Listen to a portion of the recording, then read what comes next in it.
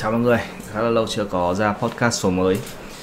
Đơn giản thôi, đó là vì tôi đang phải luyện IELTS và target của tôi đó là 8.0 overall cho tất cả kỹ năng. Tức là cả nghe, cả đọc, cả viết, cả nói, tất cả đều phải 8 hết. Lý do là vì tôi đang hoàn thành hồ sơ để xin thị thực PR cho Úc. Và học một mình thì hơi chán, nên là tại sao chúng ta không cùng học cùng nhau, work along. Tôi không phải giáo viên hay là không phải là người dạy tiếng Anh chuyên, nên là có thể những lời khuyên của tôi chỉ áp dụng với tôi thôi. Nên là nếu như có ai nghe thì hãy biết trước điều đấy. Ok, tại sao chúng ta không bắt đầu bài đầu tiên nhỉ? Đây là sách Cambridge 18. Và chúng ta sẽ cùng thử làm bài nghe, sau đó thì kiểm tra số điểm. Số điểm cần đạt mà tôi đang cần hướng tới đó là 36/40 để đạt được 8.0 thì phải, đúng không? 36/40. Ok, bắt đầu cùng với cả bài nghe nhé.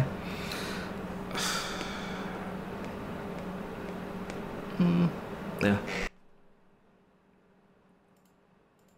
IELTS 18, published by Cambridge University Press and Assessment 2023. This recording is copyright. Test 1. This is the IELTS listening test.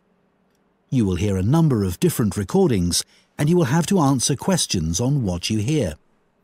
There will be time for you to read the instructions and questions and you will have a chance to check your work. All the recordings will be played once only. The test is in 4 parts. At the end of the test, you will be given 10 minutes to transfer your answers to an answer sheet. Now turn to part 1.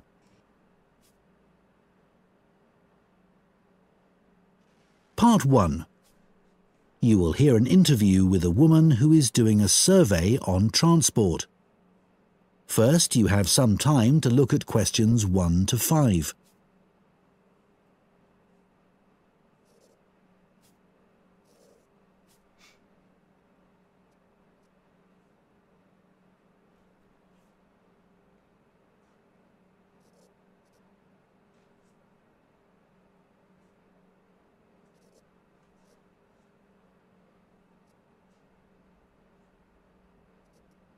Now listen carefully and answer questions 1 to 5. Excuse me, would you mind if I asked you some questions? We're doing a survey on transport. Yes, that's okay. First of all, can I take your name? Yes, it's Sadie Jones. Thanks very much. And could I have your date of birth? Just the year will do, actually. Is that all right? Yes, that's fine. It's 1991. So, next, your postcode, please. It's DW30 7YZ. Great, thanks. Is that in Wells? No, it's actually in Harborne. Wells isn't far from there, though. I really like that area. My grandmother lived there when I was a kid. Yes, it is nice. Right, so now I want to ask you some questions about how you travelled here today. Did you use public transport? Yes, I came by bus. OK, and that was today. It's the 24th of April, isn't it? Isn't it the 25th? No, actually, you're right.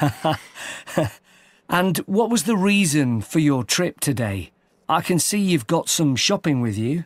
Yes, I did some shopping, but the main reason I came here was to go to the dentist. That's not much fun. Hope it was nothing serious. No, it was just a checkup. It's fine. Good. Do you normally travel by bus into the city centre? Yes, I stopped driving in ages ago because parking was so difficult to find. And it costs so much. I see. The bus is much more convenient too. It only takes about 30 minutes. That's good. So where did you start your journey? At the bus stop on Claxby Street.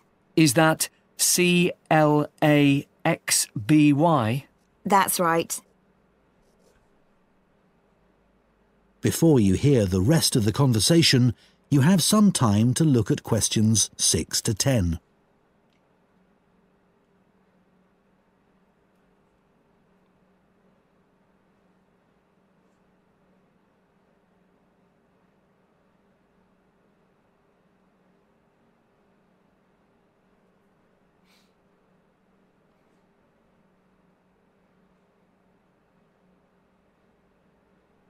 Now listen and answer questions 6 to 10. And how satisfied with the service are you? Do you have any complaints?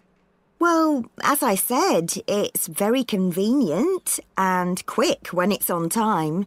But this morning it was late. Only about 10 minutes, but still. Yes, I understand that's annoying.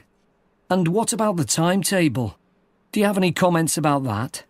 I suppose I mainly use the bus during the day, but any time I've been in town in the evening, for dinner or at the cinema, I've noticed you have to wait a long time for a bus.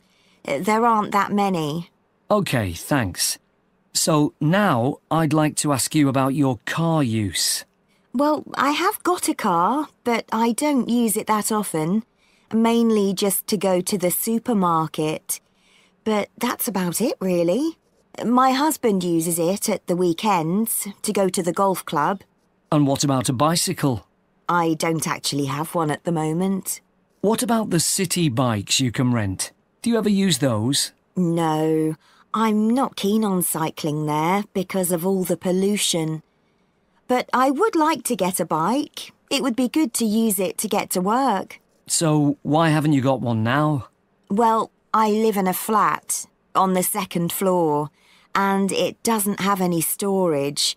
So we'd have to leave it in the hall outside the flat. I see. OK, well, I think that's all we need from you today, Sadie. That is the end of part 1. You now have 1 minute to check your answers to part 1.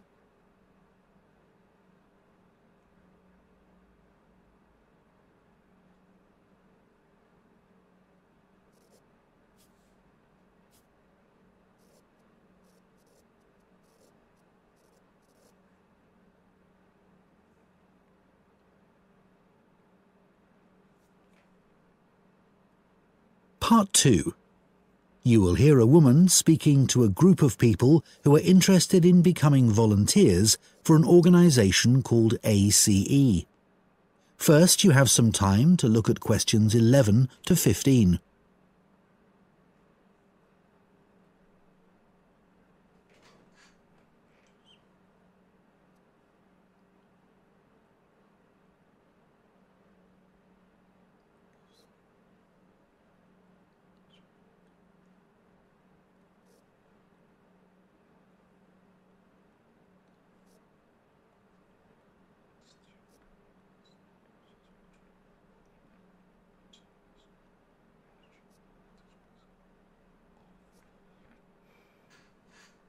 Now listen carefully and answer questions 11 to 15.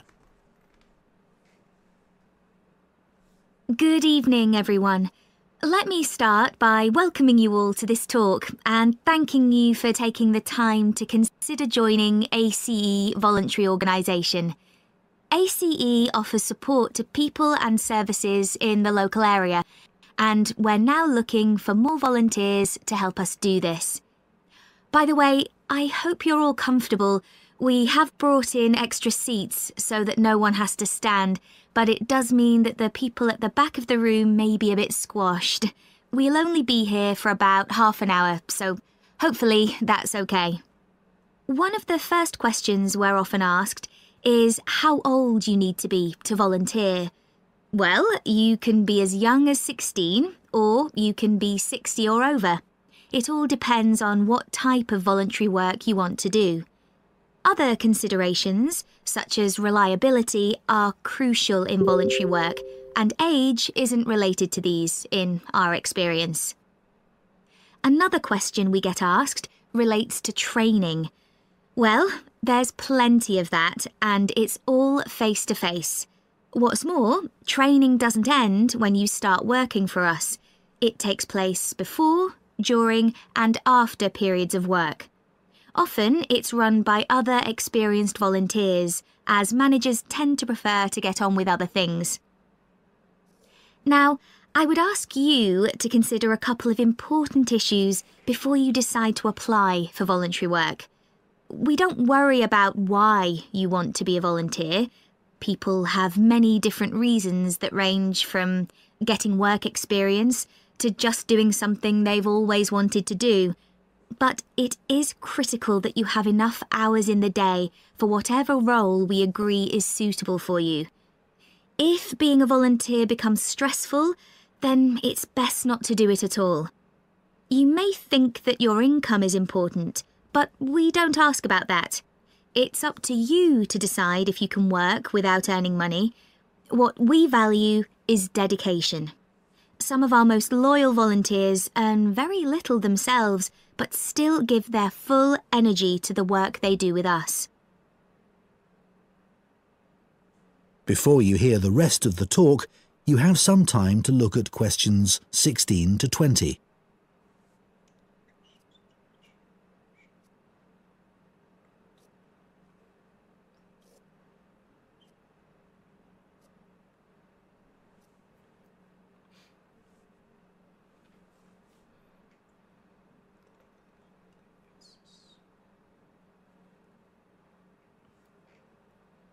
Now listen and answer questions 16 to 20.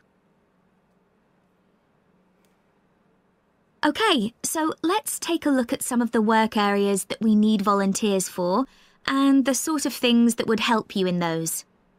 You may wish simply to help us raise money. If you have the creativity to come up with an imaginative or novel way of fundraising, we'd be delighted, as standing in the local streets or shops with a collection box can be rather boring. One outdoor activity that we need volunteers for is litter collection, and for this it's useful if you can walk for long periods, sometimes uphill. Some of our regular collectors are quite elderly, but very active and keen to protect the environment. If you enjoy working with children, we have 3 vacancies for what are called playmates. These volunteers help children learn about staying healthy through a range of out-of-school activities.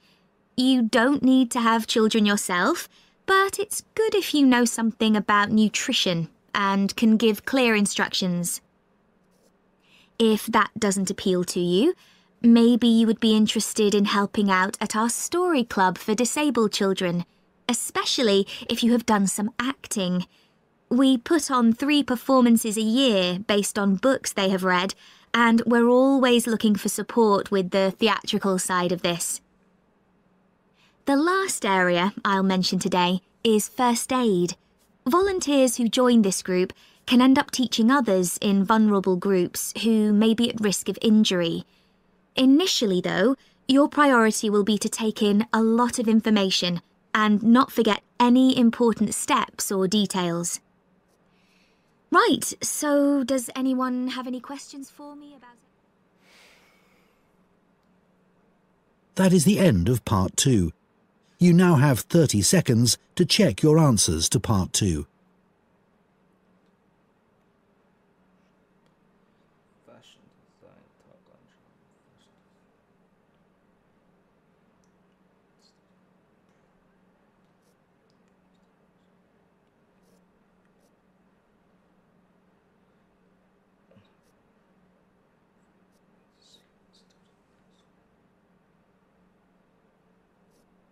Part 3. You will hear 2 students called Hugo and Chantal discussing a talk they have just attended at the start of their course in fashion design. First, you have some time to look at questions 21 to 26.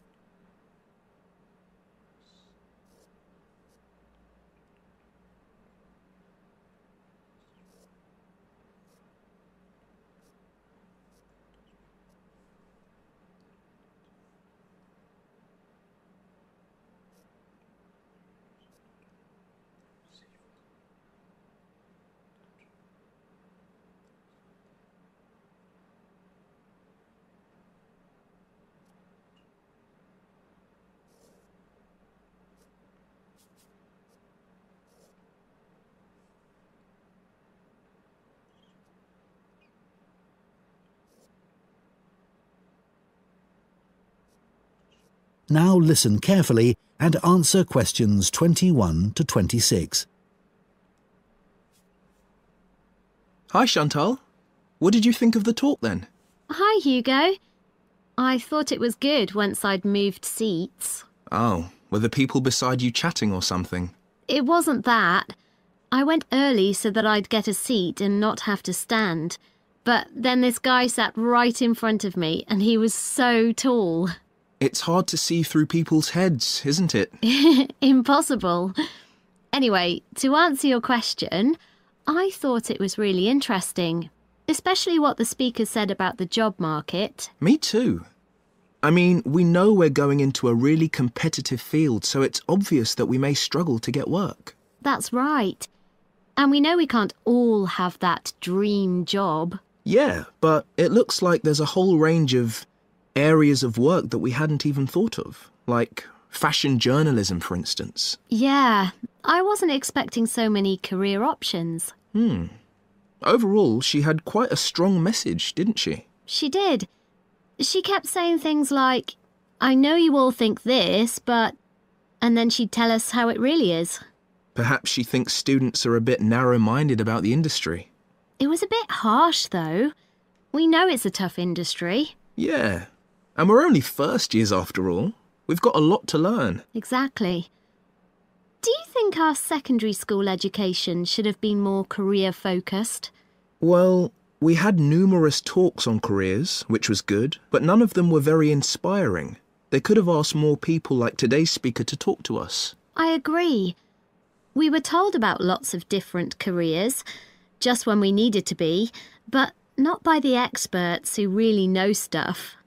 So, did today's talk influence your thoughts on what career you'd like to take up in the future? Well, I promised myself that I'd go through this course and keep an open mind till the end. But I think it's better to pick an area of the industry now and then aim to get better and better at it. Well, I think we'll just have to differ on that issue. One thing's for certain, though. From what she said, we'll be unpaid assistants in the industry for quite a long time. I'm prepared for that. Aren't you? Actually, I'm not going to accept that view. Really? But she knows it's the case, and everyone else says the same. That doesn't mean it has to be true for me. Okay. Well, I hope you're right.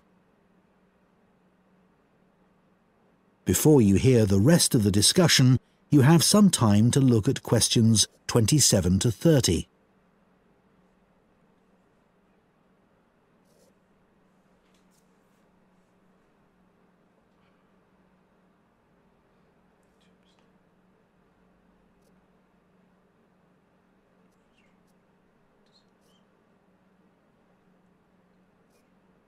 Now listen and answer questions 27 to 30. I thought the speaker's account of her first job was fascinating. Yeah.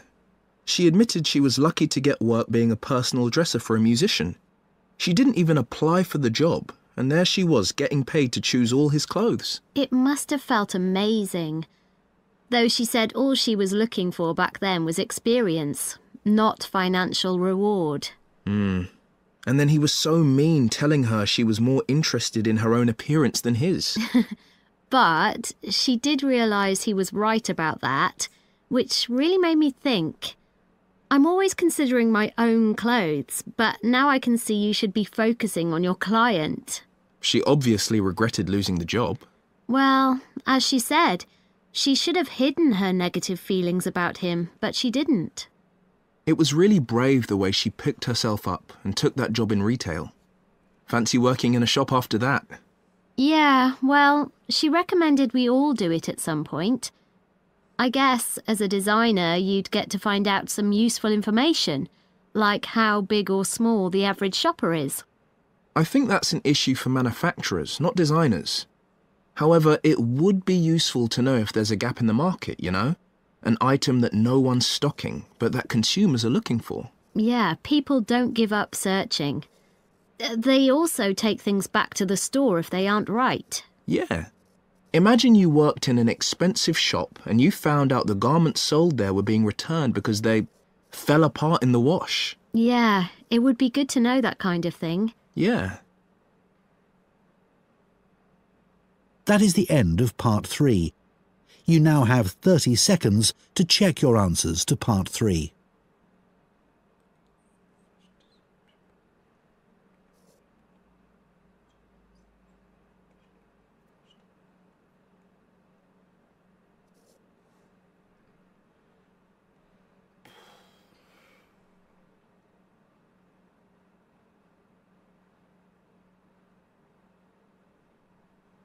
Part 4. You will hear a zoology student giving a presentation on the process of moving wild elephants to a new reserve, known as translocation. First, you have some time to look at questions 31 to 40.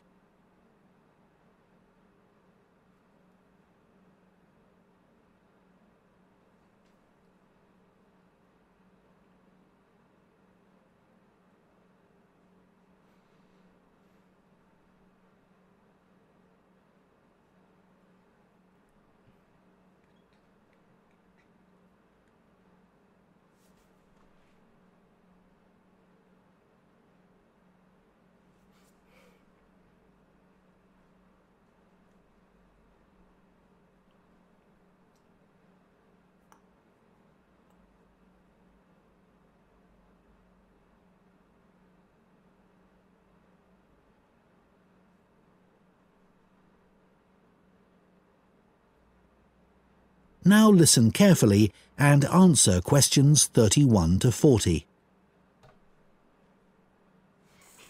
For my presentation today, I want to tell you about how groups of elephants have been moved and settled in new reserves. This is known as translocation and has been carried out in Malawi in Africa in recent years. The reason this is being done is because of overpopulation of elephants in some areas. Overpopulation is a good problem to have, and not one we tend to hear about very often. In Malawi's Majeti National Park, the elephant population had been wiped out by poachers, who killed the elephants for their ivory. But in 2003, the park was restocked, and effective law enforcement was introduced. Since then, not a single elephant has been poached. In this safe environment, the elephant population boomed. Breeding went so well that there were more elephants than the park could support. This led to a number of problems. Firstly, there was more competition for food, which meant that some elephants were suffering from hunger. As there was a limit to the amount of food in the national park, some elephants began looking further afield. Elephants were routinely knocking down fences around the park, which then had to be repaired at a significant cost. To solve this problem, the decision was made to move dozens of elephants from Majeti National Park to Nkotakota Wildlife Park, where there were no elephants. But, obviously, attempting to move significant numbers of elephants to a new home 300 kilometres away is quite a challenge.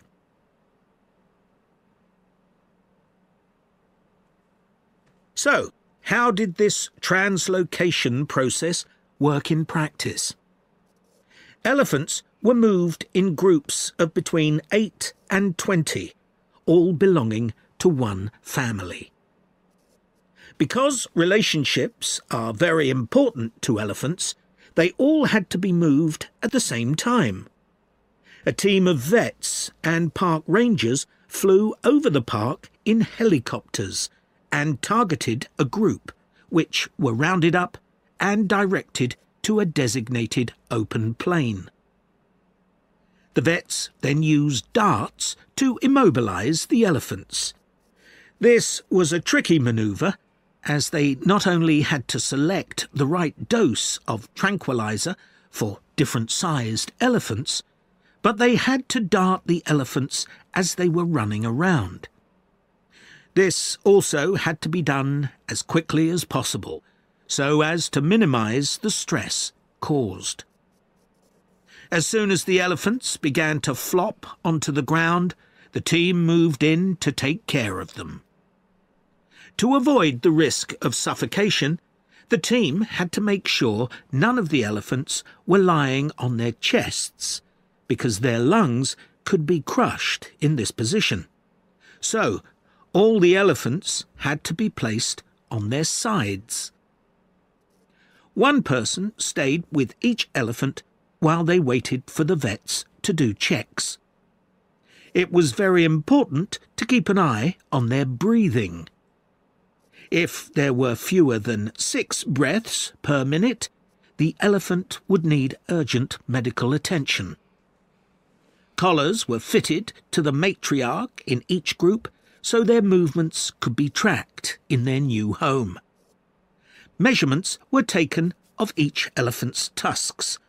Elephants with large tusks would be at greater risk from poachers, and also of their feet.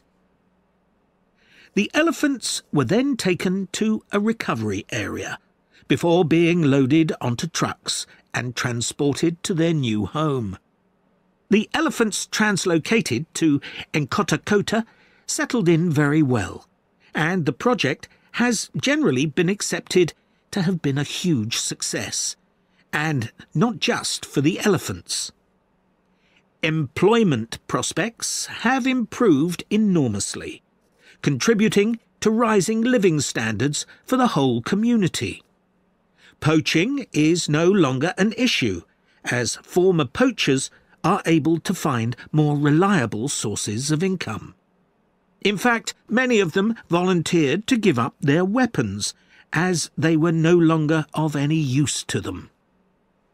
More than 24 elephants have been born at Nkhotakota since relocation. With an area of more than 1,800 square kilometres, there's plenty of space for the elephant population to continue to grow. Their presence is also helping to rebalance Nkhotakota's damaged ecosystem and providing a sustainable conservation model which could be replicated in other parks.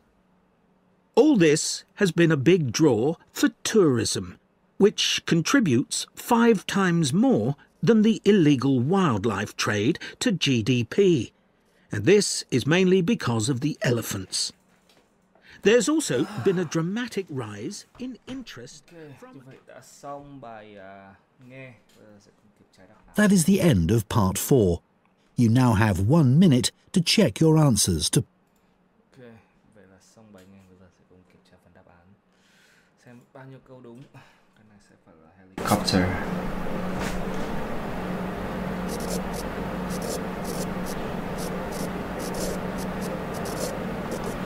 Vets and parks staff make use of helicopters. Bởi vì có nhiều hơn là một cái. Rồi thì cũng đến phần đáp án của bài này.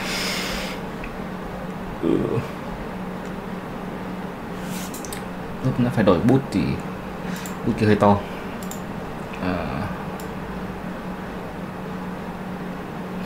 Đây là phần đáp án của bài nghe. DW 37 IZ 1 24 tháng 4 24 tháng 2 Dentist 3 Parking 4 Class B 5 Late 6 Evening 7 Supermarket 8 Pollution 9 Storage 10 11 C 12A 13A 14 15 B or E 14 15 15 16B 16 17 G 18D 19A 20F 21A 22B 23A 23 sai 24C sai 25B đúng 26A đúng 27B hoặc là E đúng A or C đúng fences đúng family helicopters đúng stress đúng breathing đúng feet feet là số nhiều của foot, cái này là sai, có S ở đây là sai. Employment opportunities đúng. Weapons đúng. Tourism đúng. Vậy là trong cả cái này có